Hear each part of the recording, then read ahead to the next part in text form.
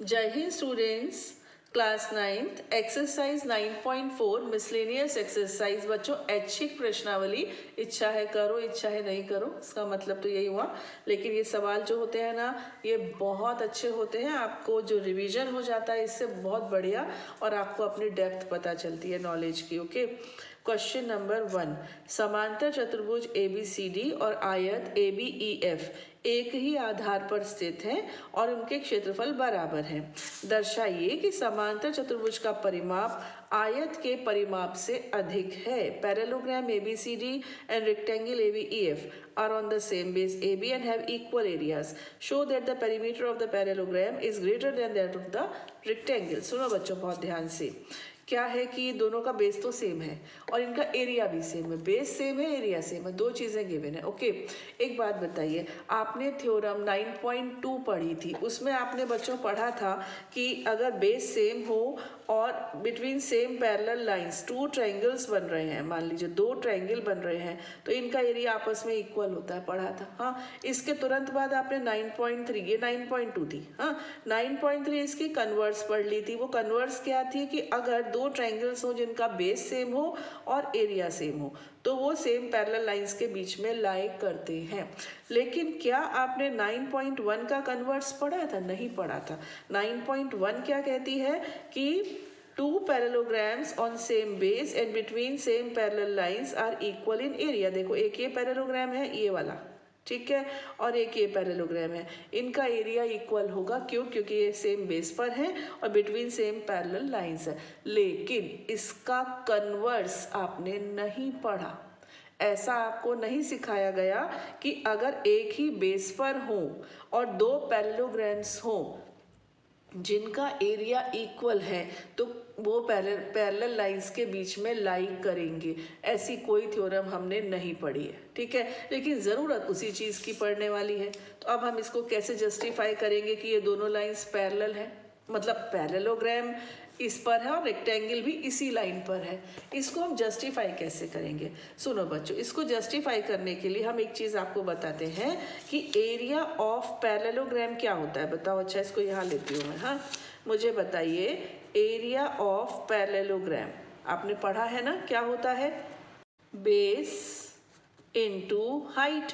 Height यानी क्या? Altitude. Height आधार गुणा ऊंचाई, यही होता है ना समांतर चतुर्भुज का क्षेत्रफल। और मुझे बताइए, रेक्टेंगल का, आयत का क्या होता है? आयत का भी होता है लंबाई गुणा चौड़ाई। तो बेस इंटू हाइट, यही तो हुआ है ना। तो इसका हुआ AB इंटू EB, यही हुआ रेक्टेंगल का, है ना, आयत का। और समांतर चतुर्भुज का क्षेत्रफल होता है आधार गुणा ऊंचाई।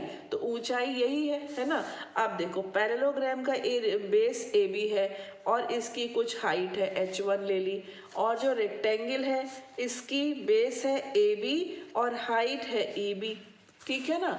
तो अब एरिया इक्वल है तो AB से AB कैंसिल, यानी कि height of parallelogram is equal to breadth of rectangle. आई बात समझ में? यानी कि समांतर चतुर्भुज की ऊंचाई आयत की चौड़ाई के बराबर है। यानी कुल मिलाकर कहने का अर्थ ये है कि EB, ये जो डिस्टेंस है, ये पैरेललोग्राम के लिए और रेक्टेंगल के लिए इक्वल है। That means they both lie between same parallel lines, अर्थात ये दोनों समान समांतर रेखाओं के बीच में स्थित हैं। अदरवाइज ऐसी कोई प्रमेय नहीं है, ऐसी कोई थ्योरम है नहीं, ठीक है।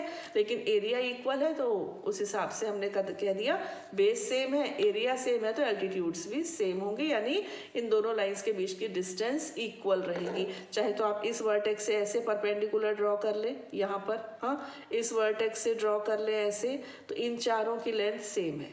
दैट मीन्स ये पैरेलल लाइंस है, सेम पैरेलल लाइंस के बीच में दोनों लाई करते हैं। तो इतना मैंने बोला सिर्फ इतना बताने के लिए, ठीक। अब हम दूसरी चीज़ पर आते हैं बच्चों, सुनना ध्यान से। पैरेललोग्राम ये रहा ABCD, ठीक है। इसकी पेरीमीटर यानी परिमाप क्या होगी? AB plus BC plus CD plus DA होगी, ठीक है। रेक्टेंगल की, आयत की क्या होगी? AB plus BE plus EF plus FA। Okay, अब इसमें AB तो कॉमन ही हो गई, ठीक है। अब AB की अपोजिट कौन है? DC, तो ये इक्वल होगी।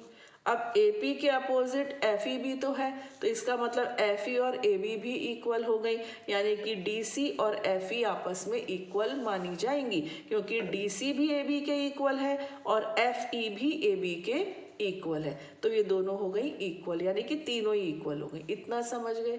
चलिए हम आपको लिख कर दिखाते हैं तो आपको कंफ्यूजन दूर हो जाएगा। सबसे पहले हम लिखते हैं पेरीमीटर ऑफ पैरेललोग्राम, ठीक है, समांतर चतुर्भुज की परिमाप। ओके, क्या होगी बेटा? AB होगी प्लस BC होगी प्लस CD होगी प्लस DA होगी। कोई डाउट ही नहीं है इसमें। पेरीमीटर जानते हो ना आप, यहाँ पर खड़े हो गए छत पे ऐसे, ये आप खड़े हुए हो, अब यहाँ से यहाँ गए, यहाँ से यहाँ गए, यहाँ से यहाँ गए, यहाँ से यहाँ गए, एक राउंड पूरा कर लिया आपने, पेरीमीटर नाप ली। ऐसे यहाँ खड़े हो तो ऐसे, ठीक, मैंने यहाँ से शुरू किया। AB plus BC plus CD plus DA ये किसकी पेरीमीटर है? पैरेललोग्राम की। ओके, अब हम लेते हैं पेरीमीटर ऑफ रेक्टेंगल। ओके, आयत की परिमाप, आयत की परिमाप, ठीक है। जगह मैंने क्यों छोड़ी अभी बताते हैं। ये कैसे होगी बेटा? रेक्टेंगल की क्या होगी? देखो, AB होगी, है ना, और होगी BE, और होगी EF, और होगी FE।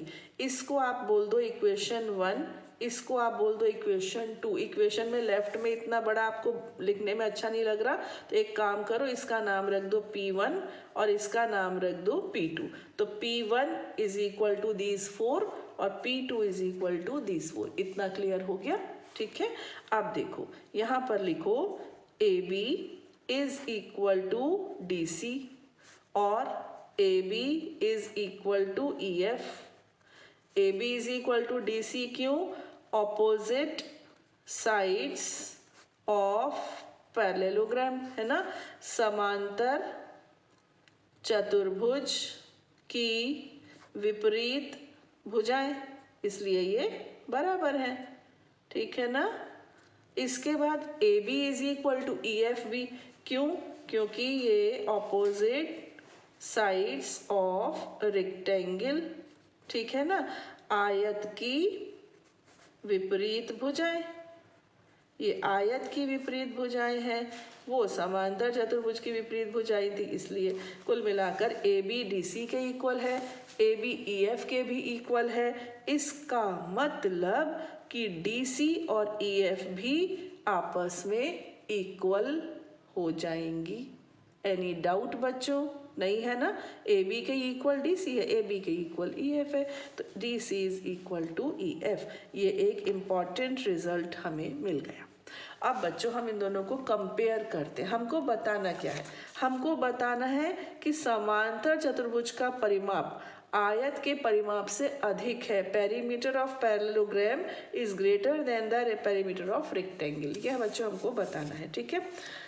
तो कंपेयर करना शुरू करते हैं, ठीक। AB इसमें भी है, इसमें भी है, कॉमन हो गई, है ना। अच्छा जी, BC, इसमें BC है, इसमें क्या है B। अभी इन दोनों का हम कंपैरिजन करेंगे। इधर क्या है CD, इधर क्या है EF। देखो DC is equal to EF, DC और CD एक ही बात है ना, तो इसका मतलब CD और EF ये इक्वल हो गई। AB तो कॉमन ही हो गई। अब कौन सी अलग रह गई? ये दोनों। इसमें BC है, इसमें BE है, इसमें DA है, इसमें FA है।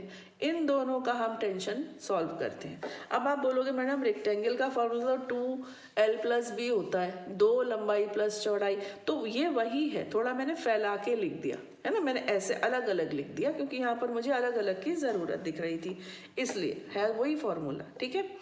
तो चलिए अब हम आपसे बात करते हैं इस रेक्टेंगल, इस राइट एंगल्ड ट्राइंगल की, समकोण त्रिभुज BCE। देख लीजिए, आपको दिखा?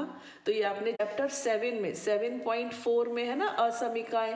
असमीकाएं नहीं है वो, क्या उसको इंग्लिश में बोलते हैं, इनइक्वालिटीज, तो वो हमने पढ़ी हैं। उसमें क्या होता है कि बड़े कोण के सामने वाली भुजा बड़ी होती है और छोटे कोण के सामने वाली भुजा छोटी होती है। तो मैं ट्राइंगल BEC ले रही हूँ, इसमें एंगल E 90 डिग्री का है, ये इस ट्राइंगल का सबसे बड़ा एंगल है।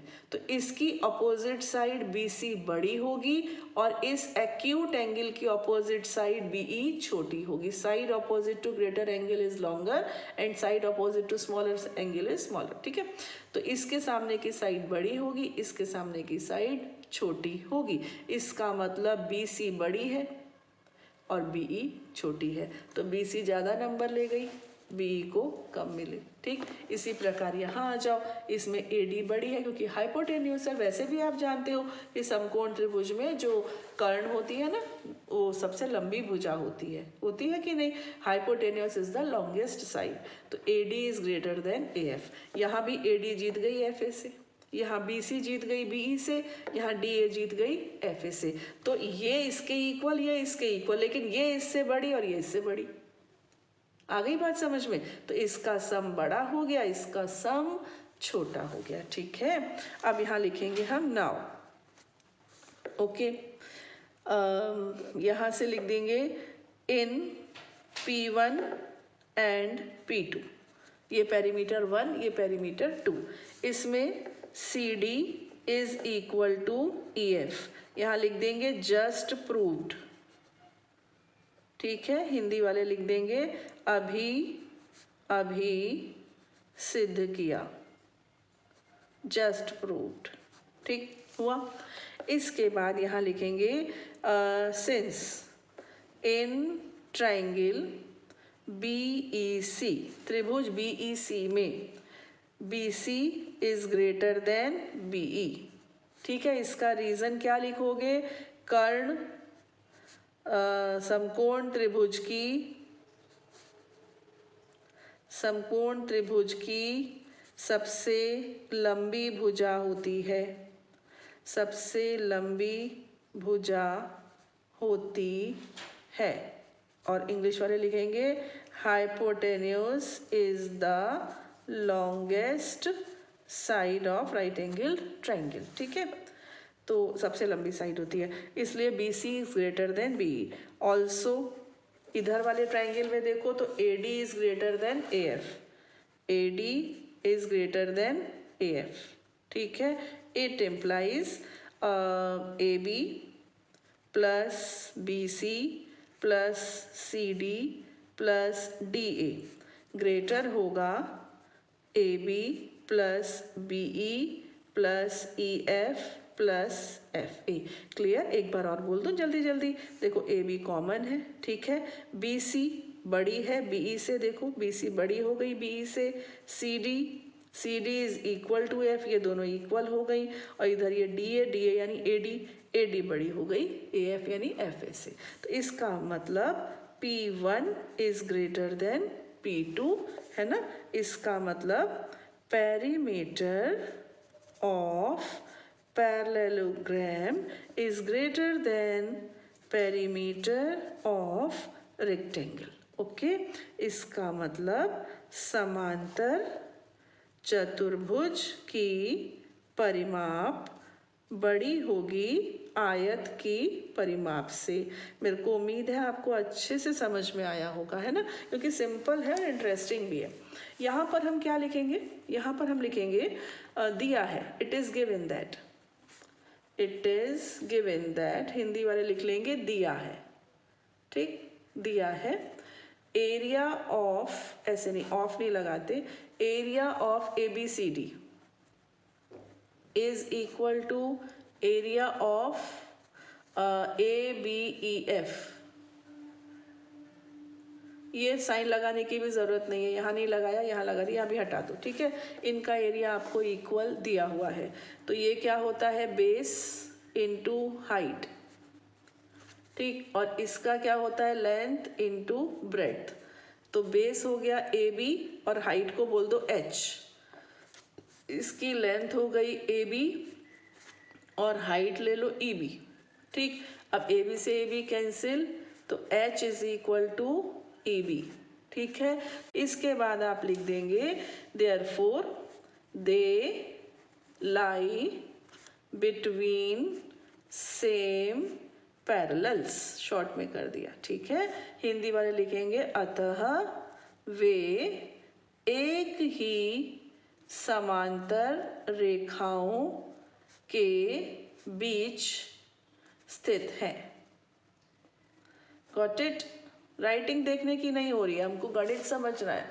हैंड राइटिंग सुलेख प्रतियोगिता नहीं चल रही है ना। हाँ, लेकिन लिखना सफाई से चाहिए। मैं तो वीडियो की लेंथ कम रही इसलिए थोड़ा फास्ट लिख देती हूँ। तो फर्स्ट क्वेश्चन आपने एंजॉय किया। आगे क्वेश्चंस बच्चों हम लेंगे अपने नेक्स्ट वीडियो में। टिल देन जय हिंद।